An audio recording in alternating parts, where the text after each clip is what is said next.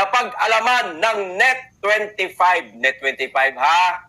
Napag-alaman ng Net25 na ang military pala ay may ghost project din na nagkakahalaga ng 15 billion simula 2023 hanggang 2025. Hindi sila nagsasalita dito sa napakalalang korupsyon sa ating bansa, mga kababayan. Kaya pala, meron pala di umanong 15 billion ghost project, mga kababayan, si General Browner o ang AFP. Ng palasyo na nanatatiling mataas ang kumpiyansa ni Pangulong Ferdinand R. Marcos Jr. sa security forces ng bansa.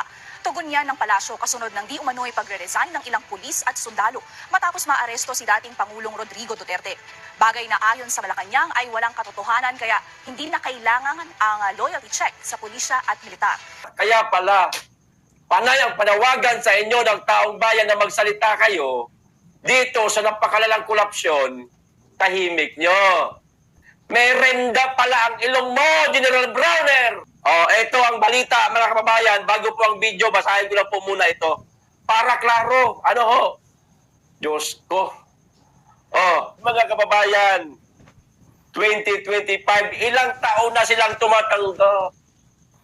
23, 24, 25, 2 taon, mga kababayan. So, matotal 15 billion. Saan ang pera na yan? Paano mo nilustay, AFP Chief General Browner? Kaya pala, sir, nawala na ang prinsipyo mo. Matandaan natin na ilang araw lang ang nakalipas na sinabi ni AFP Chief General Browner ay hindi sapat ang kanilang budget kaya may balak pa silang mangutang sa mga bangko, mga kababayan. Mangungutang na naman itong mama. 15 billion, 15 din yun na general? Bawat general 1 billion? O meron pang natitirang iba-ibang general na hindi pa nakakatanggap kaya mangungutang ulit? Ganun ba?